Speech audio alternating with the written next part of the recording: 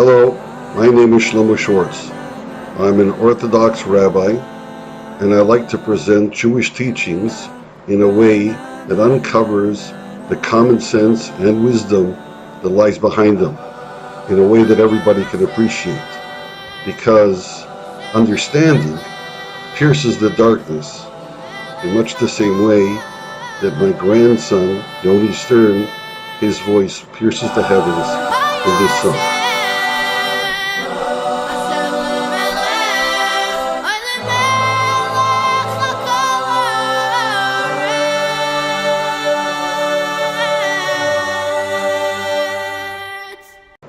I just love that. This Jewish teaching will give you unusual insights into hate, the first interpersonal relationship.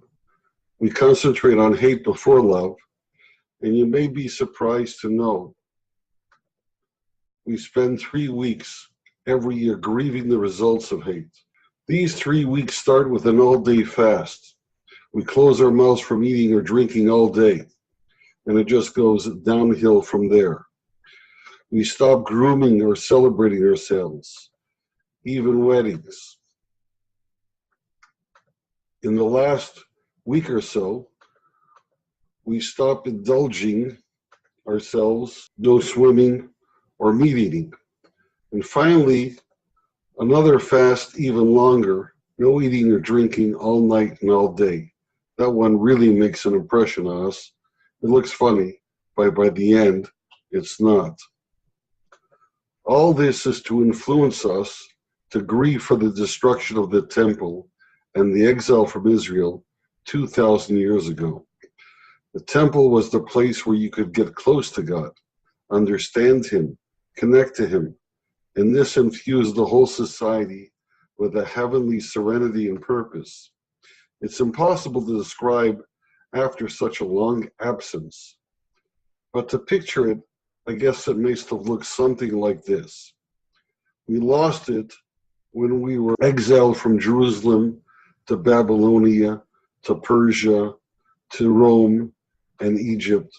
But the experience of the temple was so intense that it gave us something, hard to describe, but something we could take with us.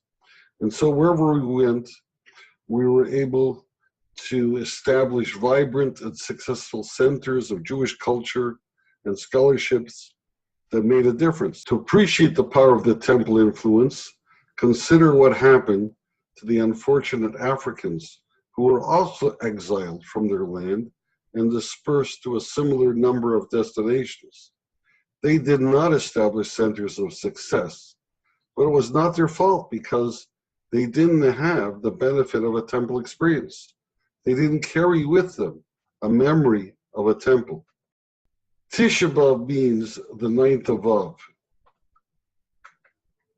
and Av is the 11th Hebrew month. So Tisha B'Av is the original 9/11. Our trauma was much worse than the recent 9/11. We lost more than 2 billions, and it has lasted over 2,000 years. What does all this have to do with hate? Hating our ancient enemies? No. Starting from that time and continuing ever since, our teachers have told us that this destruction was our fault. And the reason God hasn't corrected this destruction is because we still have the same fault. Our teachers named this fault Sinat Chinam.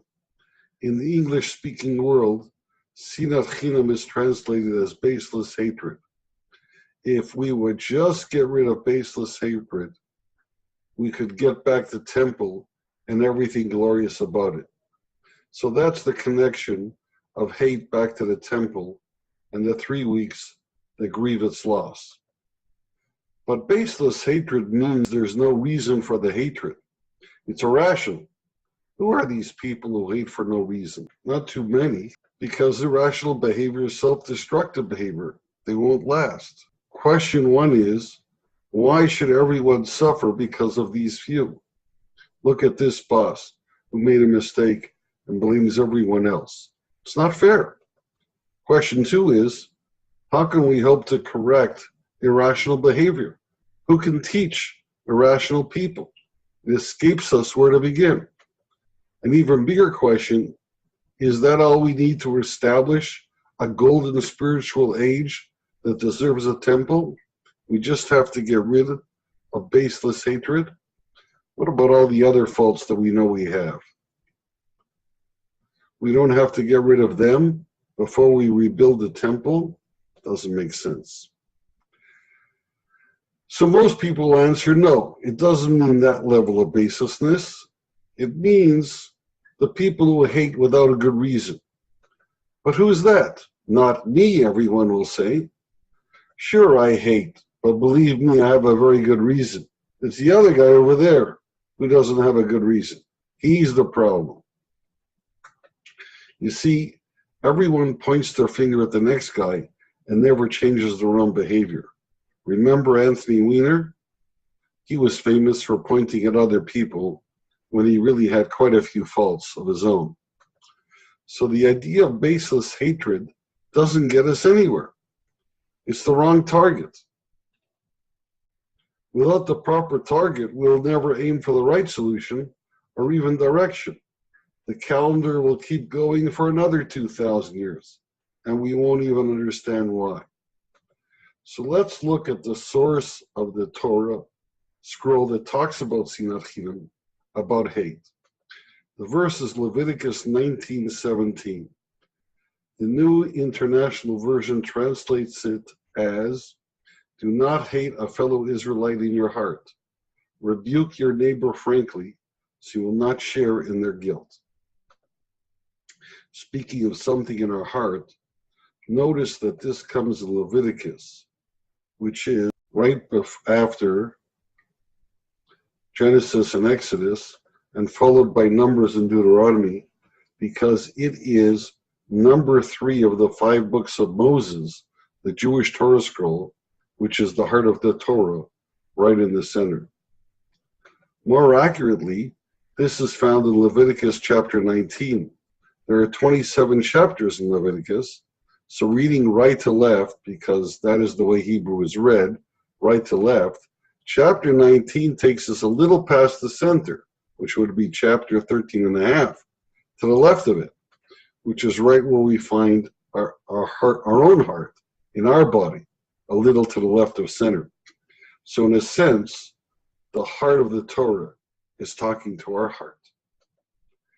Leviticus is Latin. It means Levi plus something. I'm no expert in Latin, but I know Levi is the name of the Jewish tribe who conducted the temple service. The rest of the Jewish people were hardly allowed in. So Leviticus must mean Levi plus focus, because the text starts with and continues to focus on the services of the Holy Temple. That's why they named the book Leviticus. But the heart of this book hints at how temple service impacted interpersonal relations like hate and love. The Jewish name for Leviticus is Vayikra, as you can see here in English letters. The Hebrew letters are just above it. I want to show you how the word Vayikra is written in the Torah scroll.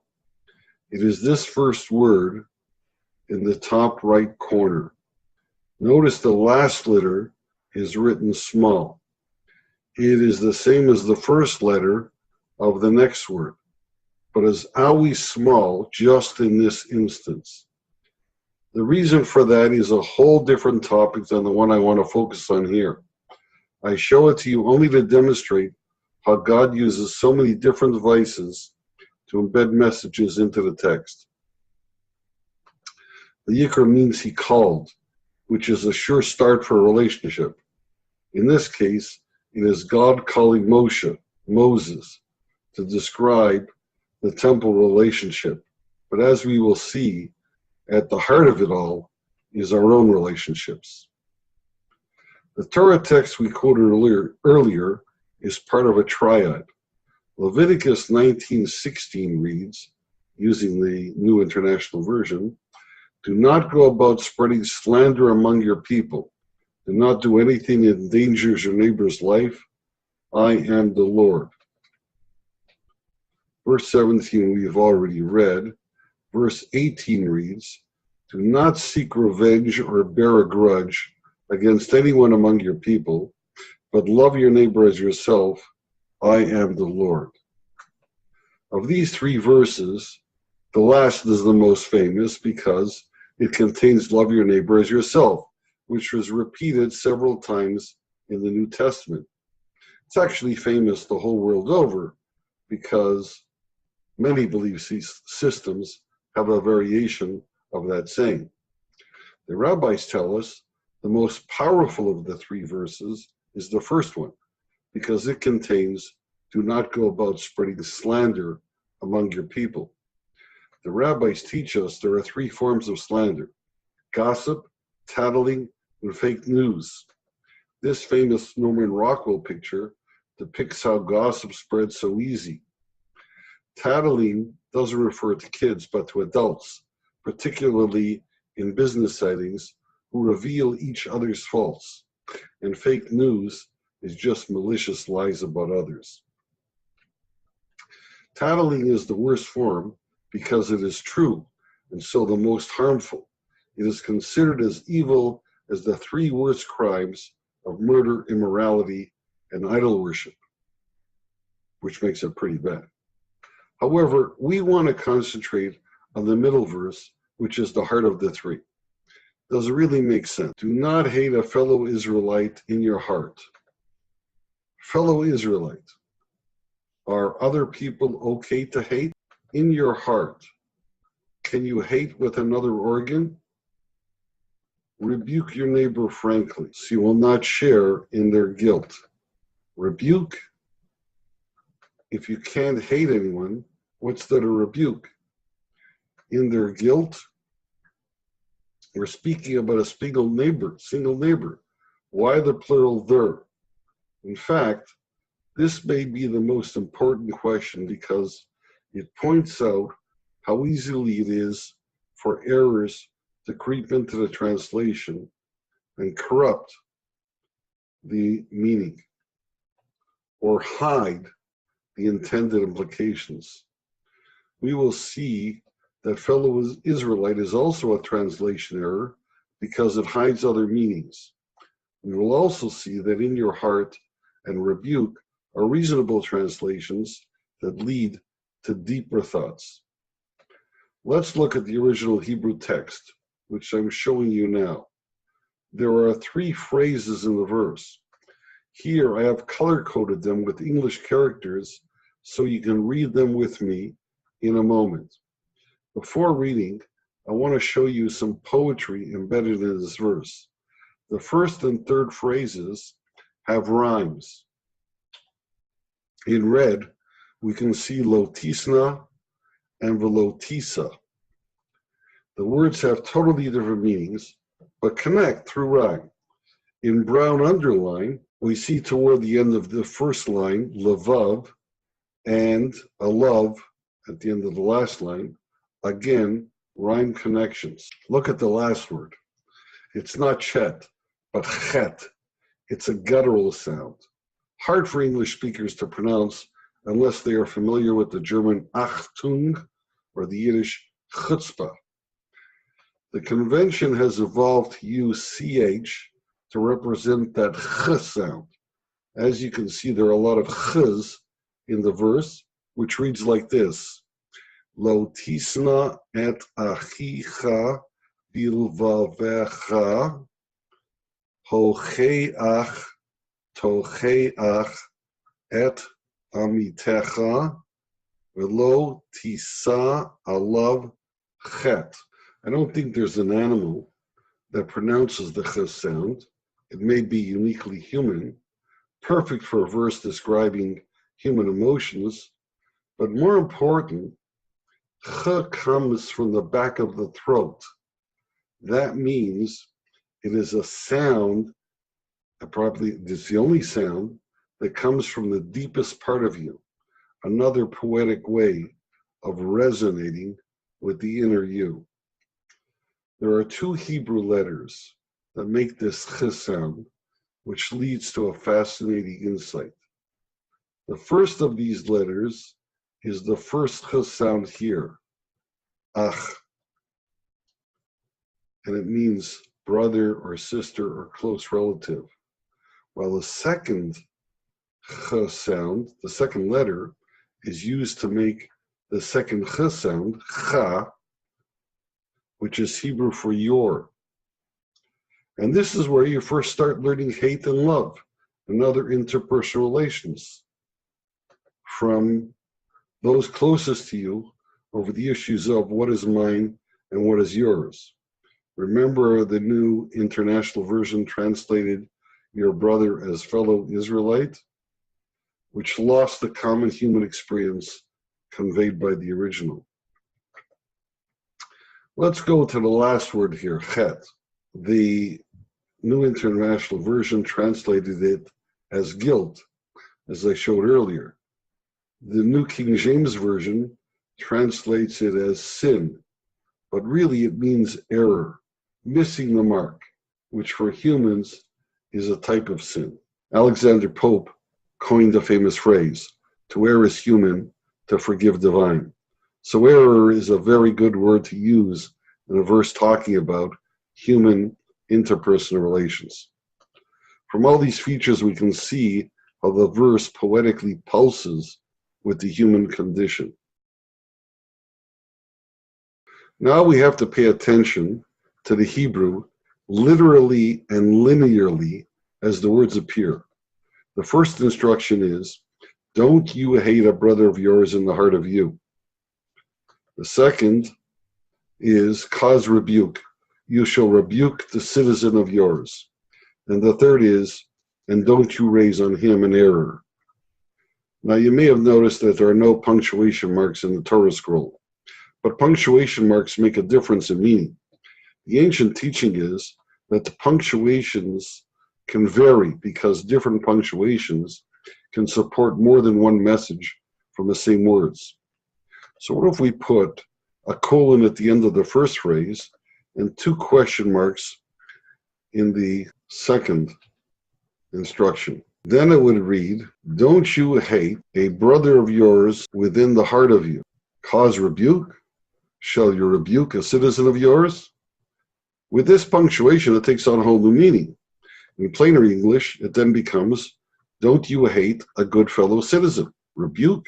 Shall you rebuke a citizen of yours? Of course not. Why do you even mention it? Because we also have to look at the flip side. Only a good citizen you shall not hate. What about bad citizens?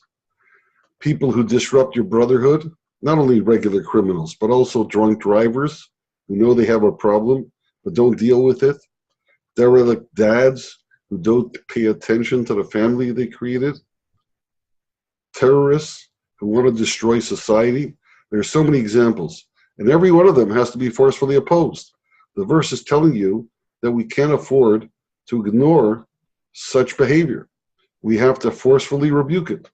But the verse also says one last thing. Do not bear a sin because of him.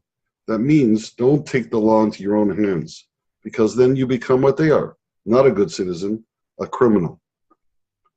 So there is a place for hate. But there's another way to read the verse. What if sinah doesn't mean hate here? True, if you look up the Hebrew English dictionary, you will see sinah, hate for sinah, and if you look up hate, you'll see sinah. But Torah words have more than one translation or meaning. Hate is a very intense form of sinah. There are also lesser forms of sinah, for example, resent. Resent is much less than hate. Someone you hate, you want to fight, you want to punish for what they did to you, and worse. Someone you resent, like someone who bucks in line or is too loud, you don't want to fight or punish. Just get them to behave better. It's less than hate. So if we drop in the word resent instead of hate, it leads us to translate other phrases differently as well. Instead of in your heart, we would put silently, because we are using our heart instead of our mouth.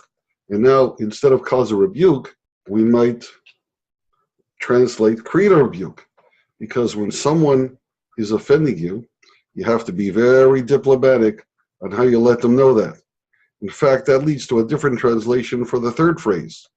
It becomes, so you don't rise over him in a sinful manner, which would be a sin of embarrassment. This is the verse that forbids us to embarrass somebody. Putting it into modern idiom, don't bottle it in. Diplomatically rebuke a fellow citizen so as not to embarrass him or her. In fact, error is a good alternate translation, because when we embarrass someone, we probably make an enemy for life, and that is a personal error, which is really hard to get over, and it's what a sin is all about. It doesn't go away so easy. Remember all the threes mentioned earlier. Leviticus, the third book, the three verses, the three phrases in our verse, and the three worst sins. Oh, and I almost forgot, we started with the 3 weeks. There's a Jewish version of Trinity that I discovered, which explains why there's so many threes. And I'm pointing them out to pique your interest and whet your appetite for the Jewish version of Trinity, which I'll present in a future session, but also to introduce a third meaning of Sina from that Hebrew English dictionary. Less intense than hate and less than resent. Have you ever met someone new and within the first 30 seconds you decide they're not your type? You have no desire to get to know them? Of course you have. Everybody does this. You don't hate them or even resent them. You just don't like them. If asked, why aren't they your type? You would answer, I don't know. They just aren't. Let's translate the verse under this scenario. Drop in dislike instead of hate, and with instead of in. With the heart of you means all your likes and dislikes, which come from the talents and disabilities you were born with and acquired along the way, that lead to memories and habits that support the talents and suppress the disabilities. In short, the entire package hidden within you. The next line becomes half question and half exclamation. Cause rebuke? Rebuke yourself. Why? What's the problem? That's it. If you don't know, it is baseless. Baseless dislike. The problem of Silat Chinam that took away the temple is not baseless hatred. It's baseless dislike. We have to overcome baseless dislike. The Torah is warning us not to disconnect from someone for no reason. Genesis 1:27 teaches us that every human is made in the image of God. That means that every human is the crowning glory of creation. If we meet a new person and can't take the time or interest to connect with them in even a small way, to just appreciate a little bit what is unique about them, a special creation of God, then why do we need a temple? The temple was a place where we could get close to God, understand Him from that closeness, connect to Him, our Creator. How can we deserve to get close to God Himself? Never mind deserve. How can we have the ability to get close if we don't yet have the ability to connect in a small way with one of His favorite creations, a fellow human? Remember the most famous of the 3 verses? I have one last question. Why was it last? It should have been first, as the general headline. The answer is that all the previous steps were prerequisites to get there. It's time to summarize. The Torah provides a promising pathway through human challenges of hate, when not, when necessary, resent, and how to negotiate it, and dislike, how it is ignored, and why it should not be.